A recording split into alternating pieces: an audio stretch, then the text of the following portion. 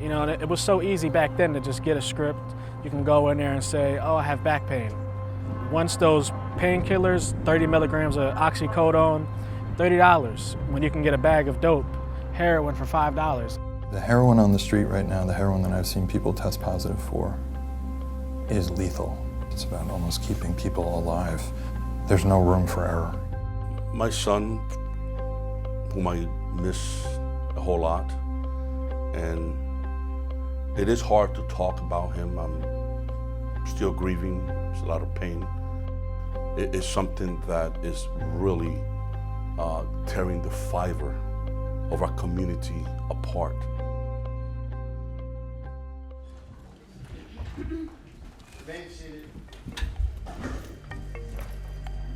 This is what America's worst drug crisis looks like. The scenes that play out in this mandatory drug court tell the story of a prescription drug epidemic out of control. More people are killed by drugs every year than they are by guns or cars. Overdose rates have shot up as the crisis mutated, with addicts switching from prescription opiates to heroin, often cut with deadly chemicals. Our cameras were given access to the Mercer County Drug Court in New Jersey. Drug rehab is subsidized by the state, and jailing addicts is a last resort. My name is Timothy Lydon. I'm a judge of the Superior Court in New Jersey, specifically the criminal part. One of the things I do is I'm also the drug court judge for Mercer County. And essentially what drug court is, it's an intensive period of probation where the individual is supervised for a period of up to 5 years. They're offered a number of services. They're actually required to go into treatment. The kind of people who go into drug court are typically nonviolent offenders, people who have a moderate or severe substance use disorder. We've got Trenton, which is a very urban area, and we have Princeton, which is a very wealthy area. So the people who are in the program come really from all walks of life. So if you graduate from drug court and you have certain offenses in your record and you've committed certain crimes coming into drug court, you essentially have your record wiped out. And it's fairly new. I've expunged some people's records, but once in a while I have somebody come back, and the first person he came back and after I expunged his record, and he said, Judge, the expungement worked. I just got a place for my family that I never could have gotten before because of my record. It's encouraging, it's rewarding, it's incentivizing good behavior, it's incentivizing progress. I remember when you go in, you know, you have the weight of the world on your shoulders, you're worried about your end. I know you waited a long time to get that job. I think the fact you're getting it back speaks volumes about you. It's wonderful to have you back. If you like, why don't you pick something off the table? Yeah, you can come up here. Yeah, that's something. Recognizing when people are doing well, when they're meeting their obligations, when they're moving to the next phase of the program. It really makes a difference. You look at the research and people improve. It makes a huge impact on people as opposed to always using the threat of incarceration, the threat of punishment. My name is Hector Lopez. I'm 23 years old, from Lawrenceville, New Jersey. I've been on drug court for about 7 to 8 months. And it's been definitely helping me change my life for the better. The judge has known me since I've been 18. I'm 23 now. So he's seen my previous court cases. That's been my only judge since I've been 18. So he knows me.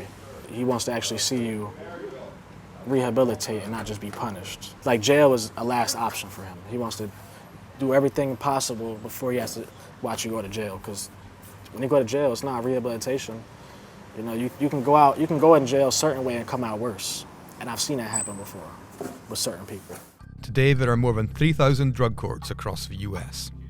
In New Jersey alone, 20,000 people have enrolled since 2002. By the time they graduate, 85% of participants are in full-time employment, while recidivism rates 3 years after graduation are at around 18%. But success has never been more urgent. Every day, more than 90 people die from overdoses across the US. That's more than 70,000 deaths last year.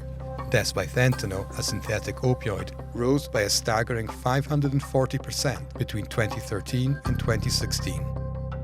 If you're not familiar with fentanyl, it's 10 times more powerful than heroin. People don't even know what's in what they're taking. It's a real risk in drug court concerning people's lives. I lost one of my best friends, I call my brother, to a drug overdose to heroin. And that was somebody I was with every day. Went to Narcotics Anonymous meetings. You know, we're doing the right thing, and it just one slip up and he lost his life. That particular picture, he had it on Facebook, and he said, "My nephew is my best friend." Pedro Medina is a town's undersheriff, and his son Petey was Hector's best friend. Evangeline, my granddaughter, she's a year and a half. He loved her too, but he still remembers. The police officer watched his son go from a healthy young man who was prescribed pain medication to a heroin addict in a few years. My son's story happened just 3 or 4 years ago. They had to do an open heart surgery. Pain medications, you can imagine, Percocet, Oxycontin, and whatever else they were giving him. Time went by and he was released from the hospital, and he was still taking the pain medication, which were prescribed. But then when they say that you're fine, they cut you off. Now you're addicted. What do you do? And he actually became addicted because of my son's death. There's a lot of people that have called me. I receive phone calls that are seeking help, that have touched them. Because you are so strong, young man, vibrant, very caring. So almost like they, boom, if it happened to him, it could happen to us. So this is our high school. A lot of memories right here. Losing his friend has shocked Hector into changing his life. You know, like I want to go back to school, but I want to just try to work as much as I can now until maybe the spring. You know, I want to start setting myself up for my future, you know what I mean? 'Cause it's going to be crucial, you know what I mean? Like, I have goals and aspirations that I want to accomplish, and it starts within myself and what I'm doing right now for my life, and getting myself used to doing certain things is going to help me in the future. Fixing a problem the White House estimates to cost the economy more than $500 billion a year is not going to happen overnight. And while the Trump administration has called for the expansion of drug court programs, critics say the White House has not done enough. The strain is felt everywhere. Hospitals, morgues, jails, foster homes and courts are overwhelmed. But for now at least, programs like this drug court are giving recovering addicts a second chance at life.